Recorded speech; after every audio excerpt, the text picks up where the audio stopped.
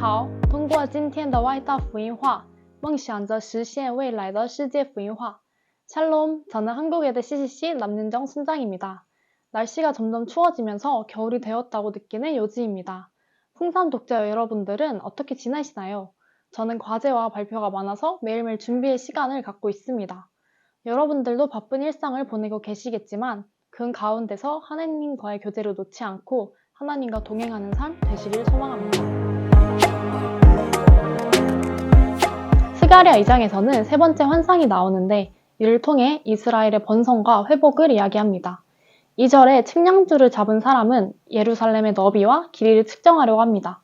이때 천사는 측량줄 잡은 사람에게 예루살렘의 사람과 짐승이 너무 많아져서 즉 너무 번성하고 부흥하여서 성곽을 만들기 어려운 성이 될 것이라고 합니다. 이렇게 번성하고 부흥하였는데 성벽이 없다면 쉽게 위험해질 것입니다. 하지만 이 예루살렘 성에 하나님께서 성벽이 되어주신다고 하셨습니다. 밖으로는 예루살렘을 둘러싸는 불 성벽이 되셔서 보호해 주시고 안에서는 영광이 되신다고 하셨습니다. 그러기 위해서는 먼저 흩어져 있는 이스라엘을 모으셔야 했습니다. 이스라엘은 그들의 악함으로 인해 북방 땅에 흩어져 있었지만 하나님께서는 그들을 북방 땅에서 예루살렘으로 돌아오게 하셨습니다.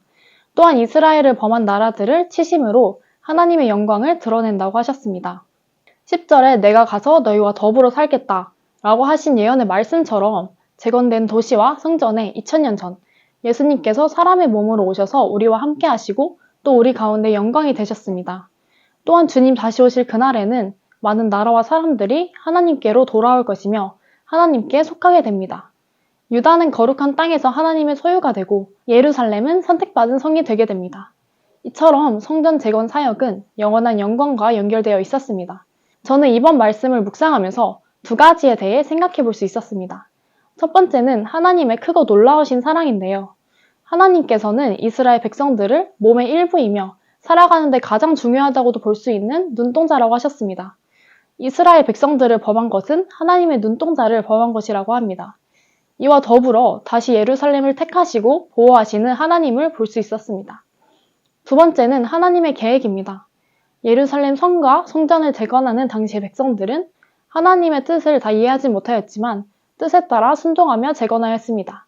하지만 주님께서는 단순히 성과 성벽을 재건하는 것을 넘어서 영원한 영광, 또 영원한 회복을 계획하고 계셨습니다. 이처럼 하나님은 놀라운 사랑으로 우리를 항상 지켜보고 계시고 모든 걸음 가운데 함께 하시며 또 우리를 향한 계획을 가지고 계십니다. 때로는 이 하나님의 사랑이 느껴지지 않고 또 하나님께 온전히 집중하기 어려울 때도 있습니다. 저 역시도 처음에 신앙적인 감격과 열정, 그리고 예수님을 만났을 때의 첫사랑을 간직하기 어려울 때가 많습니다.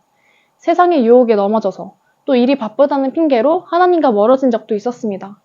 기도조차 나오지 않았을 때도 있었습니다. 하지만 그럼에도 불구하고 하나님께서는 기다려주시고 또 일으켜주시며 함께 앞으로 나아가자고 말씀해 주신다는 것을 다시 한번 마음에 새길 수 있었습니다. 하나님의 계획을 사람이 다 알지 못하고 이해하지도 못하지만 항상 주님을 신뢰하며 나아가는 제가 되길 소망합니다. 풍산 독자 여러분도 더 먼 곳을 바라보고 계신 주님을 신뢰하며 작은 한 발자국을 내딛는 오늘 하루가 되시길 바랍니다. 샬롬!